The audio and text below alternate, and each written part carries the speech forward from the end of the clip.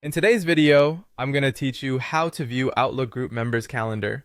By the end of this walkthrough, you'll know how to add a colleague's calendar to your view in Outlook and place it right beside your own for quick scheduling. This works best when you already have permission to see their calendar details. Start by opening Outlook and switching to the calendar view.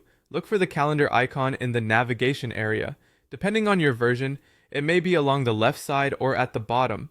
When you're in calendar, you'll see your own events laid out by day, work week, week, or month. Stay in whichever view you prefer while we add another calendar. Next, open the People pane. On the left sidebar, click the People icon.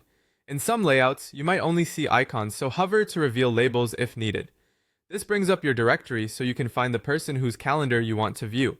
Use the search bar to type the person's name. Outlook will start suggesting matches as you type.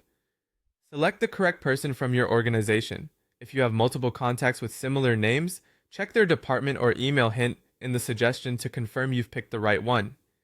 Click the person's name to open their profile card. A small window will appear with their basic details. On that card, look for the calendar option. This is where Outlook lets you connect to their schedule based on the permissions they've set. Click Open Calendar.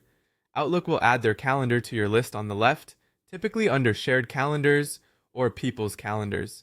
You're not replacing your own calendar. You're simply adding another one that you can turn on and off as needed.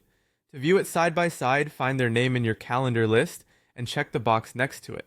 Their calendar will appear beside yours, so you can compare availability at a glance. Outlook color codes calendars, making it easy to distinguish events.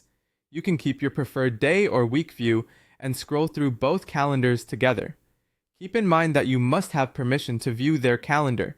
If you don't, Outlook will prompt you to request access. Send the request and wait for approval. Until then, you may only see free, busy information or nothing at all, depending on their settings. Once the calendar is added, you can toggle it on or off anytime by checking or unchecking the box next to their name, which is helpful when juggling multiple schedules. That's all there is to it. Simple, clear, and perfect for planning with your team.